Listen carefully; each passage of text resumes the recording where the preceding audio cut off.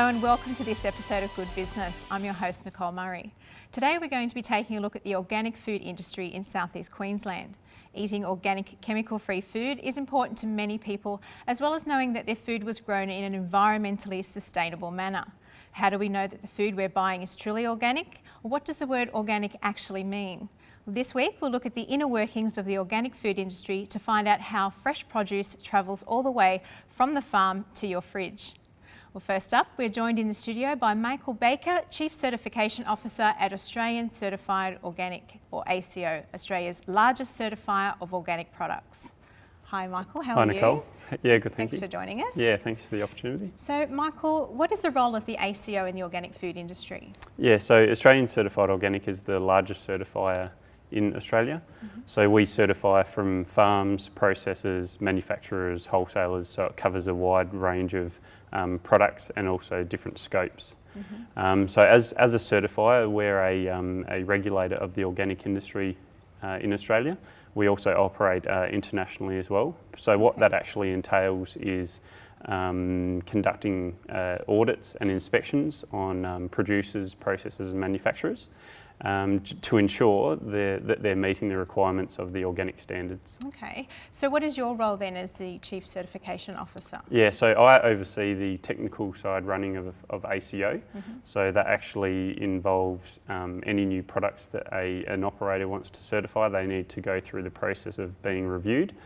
We also conduct testing as well to ensure that all the produce meets the requirements set out under the organic standards. So yeah. Okay, and how long have you been doing that? I've been there about 4 years. 4 years. With ACO, yeah. Okay. Yeah. And so what exactly do the type of businesses that need to be certified? Is there a specific type of business that comes to you? Yeah, so under the organic requirements, if you're actually producer needs to be certified.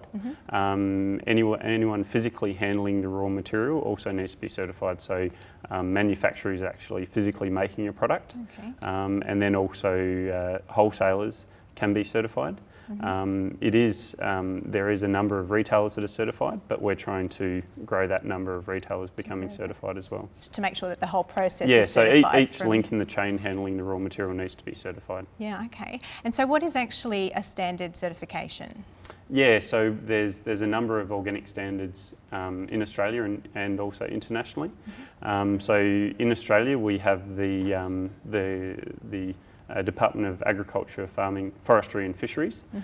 They have set a standard for export, and so that's called the National Standard for Organic and Biodynamic Produce. We also have a private standard which is called the Australian Certified Organic Standard. And then there's also a voluntary domestic standard which is set by Australian standards, which is called the AS 6000. Gosh, there's a lot involved, isn't There there? is, yeah. So and then internationally, if an operator wants to export, they need to meet the importing country requirements. So Europe has their own regulations, Japan, Canada, America. So they're all different regulations. Wow, it can get confusing, I would imagine. Yeah. So you can have an operator, one either producer or a processor. They could be certified to 3 or 4 different standards. Wow, okay. So run us through that process when a business comes to you and they want to become certified. What actually has to happen? Yeah, so they need to submit their application forms to us, and those application forms entail how they will meet the requirements of the organic standards, be it our private standard or an international standard. And they need to show how they will meet those requirements by what their manufacturing policies are, what their quality manual is for producers, what their organic farm plan is to show what type of inputs they're using on organic farms, what type of organic inputs they're using, through to show that they have an understanding of the organic requirements. And what are those organic requirements? Yeah, so it covers for a farmer. It covers from what inputs they'll use in an organic farm, the biodiversity that they have on their farm. It covers such a wide range, but they also need that good record keeping system in place as well, to show traceability of the product through the whole organic chain. Wow, okay. And so is it a costly exercise for a business to go through that, or does it vary depending on the size of your business? It does vary on the size of the business. There is standard application forms application fees. So there's a one-off application fee, and then they also have an annual on-site audit fee as well. Okay. And does the ACO help the businesses through that process? Yeah, we do. So ACO is a subsidiary of Biological Farms of Australia. Biological Farms of Australia is a not-for-profit member-based organisation, and they really are there as an industry. What's the word I can? As an industry body and representative to actually assist farmers. So we have an advisory group set up covering because organics covers such a wide range of scopes from cosmetics to food manufacturing to farming. We have a number of advisory groups set up where if an operator does need assistance, they can actually, Biological Farms of Australia is there to help in that process. Okay. And so from a branding perspective, how important is it for a business to be able to have the logo? Yeah, the Bud logo is very popular. We'll have another market report coming out this year. We come out with BFA comes out with a market report every 2 years. The last market report, the Bud logo was on 80% of all organic products at the retail level. Okay. So it's very popular. Yeah. Okay. All right. Well, thank you so much, Michael. We appreciate your time coming on today. Not a problem. Thanks for the opportunity. All right. Well, stay with us because after this break, we'll be digging deeper to find out how organic produce is grown in Queensland. You're watching Good Business.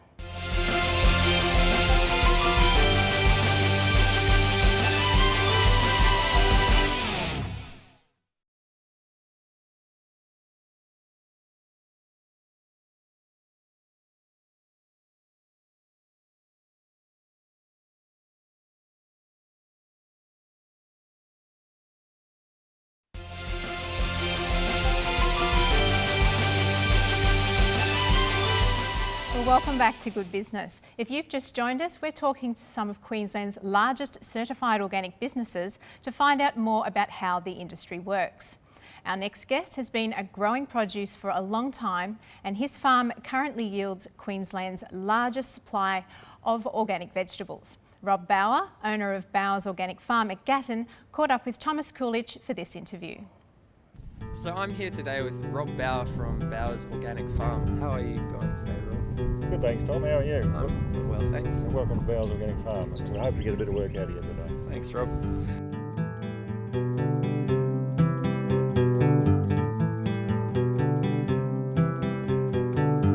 So, Rob, how long have you been farming the property here at Gatton? I've been farming here all my life.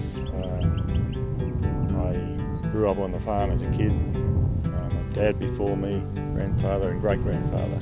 Great-grandfather actually settled here in 1885. Now I'm here with my 2 sons and 3 or 4 grandkids. So have you always been certified organic, or when did you make the transition? No, I learned to farm chemically. Chemical companies, Dad, DBI and so forth. And about 30 years ago, decided to get away from the poison world. Too much sickness being caused by exposure to poisons. I myself used to get crook. And I decided to go back to farm the way my grandparents farmed, the way before chemicals came out, and farm organically. So do you think that an organic product is a better quality product? Organic product, I certainly mean a better product. It's not loaded with poisons inside and outside. It's instead of having poisons inside the crop itself, it's got nutrition. It certainly is a better product. You're not supposed to be eating poisons. What regulations and certifications do you have to meet in order to be classified as an organic farm? We have to meet a set of regulations that are overlooked by the government at the moment and enforced by the certifying bodies. I know there's a book full of regulations now. When it started off there was a few pages, but now it's a book full to try and cover all the scenarios. We get audited every year, at least once a year. We get audited by Australian Certified Organic, ACO, and they check our paperwork, check our crops, and we can get a random audit every now and then when they take some product from the shops and do a chemical test just to make sure we're keeping it above board. Yeah. So is it more difficult to control and manage pests and weeds using eco-friendly methods of farming? But to manage pests naturally, we have a lot of habitat around the farm where the natural predators can live. So when you allow it to all happen naturally, it does happen naturally. But when you intervene with poisons and you kill off, you're aiming at a certain bug and you're killing off the predators of that bug, you get into all sorts of trouble. But when you let the whole cycle of birds, insects, bats, reptiles, amphibians, and all that just work for you and work the way they did back when my grandparents did it that way, or the Aboriginal people, it works perfectly. What range of produce do you grow on the farm? Is it the same each year or does it change? Some of the products are the same each year. We virtually always grow celery, lots of carrots, lots of potatoes. Some things like broccoli, sweets, potatoes, tomatoes, we rotate around a bit, but we don't grow anything in the same paddock each year. And in between crops, to help with plant nutrition, we grow a legume crop that puts nitrogen back in the soil and puts organic matter back in the soil, so that's our fertiliser. Once you've harvested the fresh produce, how long does it take to get into the wholesalers and eventually into retail stores? The shops in Australia, depending how far away they are, but after they're harvested from here, they leave the farm within 24 hours. So who do you supply your produce to? Is it mostly supermarkets or smaller chains? Or? We supply to supermarkets, we supply to the wholesalers in each capital city who do sell it to the shopkeepers, the home delivery people, and we send some overseas to places like Singapore and Malaysia. So are your products labelled as bio organics or are they packaged differently? Any stuff that goes to the supermarkets is in the supermarket's bags, but any stuff that goes to the rest of the market is in our boxes or bags, yeah, a label with our label on. And the certification label, of course, that people need to look for to verify that it is a certified product. Well, thanks for coming on the show today, Rob. It was great speaking with you. Thanks, Tom. Thanks for coming along. See ya. Cheers. Well, what happens to organic produce after it leaves organic farms like Bowers? How long does it take before it reaches the customer? Although you can often buy food directly from farms, many people live too far away or prefer the convenience of buying through retail outlets. The next step for produce is usually wholesale. To find out more about the wholesale process, I spoke to Rachel Davis from United Organics, Queensland's largest wholesaler of organic products.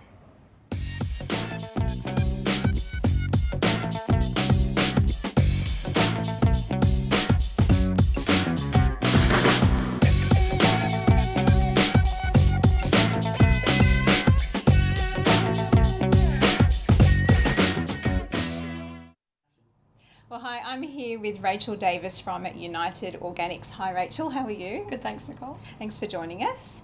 So, Rachel, tell us about United Organics. How long has the business been in operation? Well, Jim and Ross established the business in 1999, so about 13 years ago now. Yeah, a long time. And how did the business get started? Well, Ross did a little bit of, wanted a small business with a future. He did a little bit of research and, saw this as a sustainable industry and was keen to get it going, and Jim joined from there. Now, it's a family business, so explain how that all works. Yeah, well, I work here. I've worked here since school, and even Ross's son, works here during school holidays. He's still at school, and my brother works here at night times while he's studying, and we definitely started from a family business. And what's your role? I do purchasing day to day, I guess, with the growers, and a little bit of quality assurance, a bit of food safety, and a bit of everything. Yeah, a little bit of jack of all trades, I think. Do you feel like the organics industry has grown a lot in Australia and in Queensland? Definitely, yeah. From back when Ross and Jim started, it was quite small, and it's definitely grown throughout Queensland and Australia.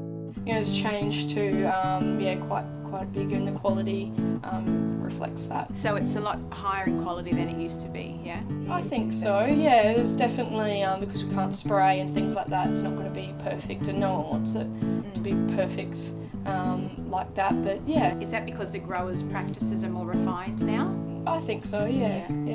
So where do you source your produce from? The local farmers, fresh fruit and veg from local farmers like the Lockyer Valley region and things like that. And when that's sort of out of season, obviously they don't grow everything, and down south interstate, and far north Queensland a lot as well. Now, because it's a seasonal business, how do those fluctuations affect the business? Definitely, there's always challenges with seasonality in fruit and veg. But yeah, where something local might finish, it's quite handy that with cooler weather down south, that might start up in Victoria or Tasmania. Does that make it harder for you to budget from a business perspective? Yeah, can't rely too much on budgeting and things like that. So with floods and cyclones and anything that could happen, and the weather changes all the time. Well, speaking of which, you were actually in the Brisbane floods. How did that affect your business overall? Yeah, it was a tough period and took us a bit of time to recover, but we were pretty lucky with Jim and Ross, both being owner-operators. It was all hands on deck, and they were here all through the night, and we were back up, happened Tuesday, Wednesday, we were back operating on the Monday. That's quick. Yeah, it was quick. So the family helped out, friends, everyone got involved? Yeah, family and friends of friends, and just random strangers off the street walked in, and all the staff came in here and worked all over the weekend, and really sort of brought everyone together. And Now, Rachel, who are your prime customers? Retail shops that start doing little cafes, and home delivery has got big, order online and things like that. Yeah, so all up to far north Queensland, Brisbane and northern New South Wales, and even further. Okay, so has that area grown?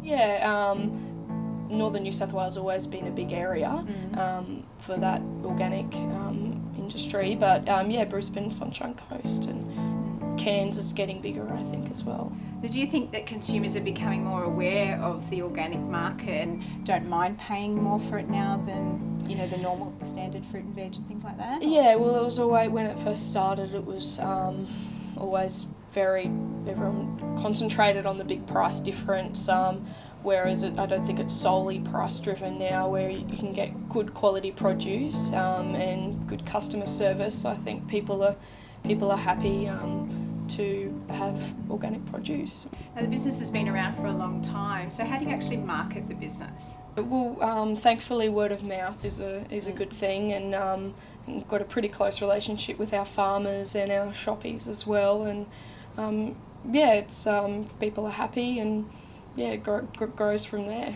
Well, being a family business, have you got plans for expansion for the future? Well, definitely. I think with organics in the future will continue to grow, and we've got to grow with it. And hopefully with all our staff on board, and with it being a family business, we'll adjust to that and keep up our current market with the future market. Okay, all right. Well, thanks so much for joining us. Really appreciate it. Thanks, Nicole. Thanks a lot, Rachel. Well, don't go anywhere, because after this, we'll take a look at a local business selling organic food directly to consumers. This is Good Business.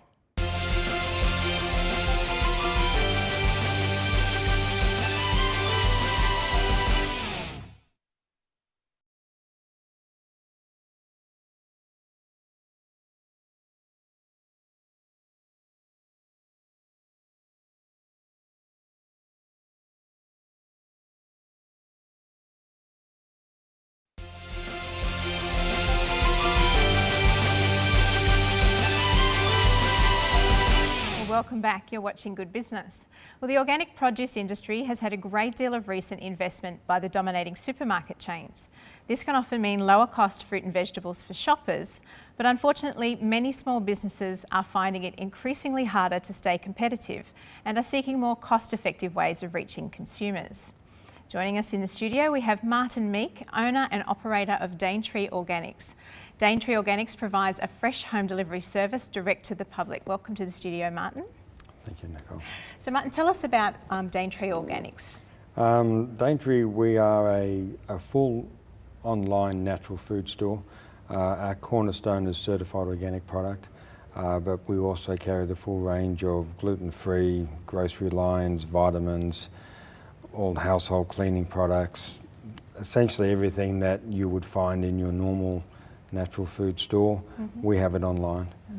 And how long have you been operating the business? The business is very new. I've been in this arena for 5 months. We went live, I think is the term, in May, and we've been going very well. Yeah, okay. Now you've got a very interesting background. Tell us about that. I've been in the organic natural food industry for nearly 20 years. I was involved with Flannery's Natural Grocers. Myself and my partner Malcolm Flannery, we started the group, the chain. We franchised. I sold that several years ago. I like the industry. I'm familiar with the industry, and for me, the online format is the natural progression. Okay, so with your products, do you source them locally or do you have international? Yeah, retail's taught me to be very, very cautious of costs. So what I've done is I've set Daintree up inside a certified organic warehouse. It gives me very direct channels to the fresh fruit and vegetables. We have our market days or our cut-off days on the same days where the produce actually arrives into the market. So it starts to arrive on Sunday night. We cut our orders off on Sunday night. It gets to the consumer on Tuesday. Okay, that's pretty quick. It's very quick, it's cost effective, and produce doesn't like being handled. Doesn't like being handled, doesn't like being shipped. Organic produce even less so. So we've arranged it so that the minimum amount of handling, everything is done inside cool rooms. I'm getting used to working in 6 degrees. But I think Vivienne Westwood said you need to suffer for the sake of fashion. We suffer for the sake of fresh produce. Fresh produce, yeah. And so is it different? You're working in a wholesale warehouse now. So how different is that to when you're working in retail in terms of financial outlay and the business overall? A financial outlay is, well, it's not pretty. Retail, it's a lot about how the store presents and first impressions, and in a warehouse it's all about cool rooms, temperatures. So it's not a glamorous setting in any way, shape or form. Cost-wise, it's significantly less, and because our costs are significantly less, the margins that we now need to put on this produce is on average about 15% less than what I'd had to put on when I was in the stores. Okay. So I believe we're getting much better product, fresher product at a better price. And so that then passes on to the consumer? Oh, absolutely. Yeah. It's funny that people always say, quality, quality, quality, but you first have to get the price right. For them to and then people start talking about quality. So money's important, and in this particular climate, money's very important. And so from the farmer gets the produce, it comes into the warehouse, and then from there it's direct to the consumer, is that correct? Yeah. So it's only 3 points of contact? It's 3 points of contact, and as I said, I don't think there would be anyone else that can actually do that. You were speaking with the guys from United Organics just before. I've been dealing with them for I was in business before they actually started. We were one of their first customers. And I work very well with them, but it's amazing that we get product. I packed Silver Beet this morning and it came in this morning. And the consumer will get that this afternoon. It's nice to have that directness. That direct. And so the product you've got is certified organic? It's fully certified organic. We are a certified organic online retailer. I believe we're one of a few in the country. I can't actually get the exact number because there's so many different certifying bodies. Okay, all right. Well, thank you so much for joining us, Martin. We really appreciate you coming in talking about the organic market. It's a pleasure. Thank you. Well, the organic food industry in Australia is facing positive changes as well as some challenges in light of rising popularity with consumers. Although the future of small business may seem unclear due to increased market control by corporations, one thing to be sure of is quality. The regulations for organic certification in Australia ensure the highest standards and the commitment from businesses to deliver the best product possible. Well, unfortunately, that's all we have time for today on Good Business. I'm your host, Nicole Murray. Thanks for watching.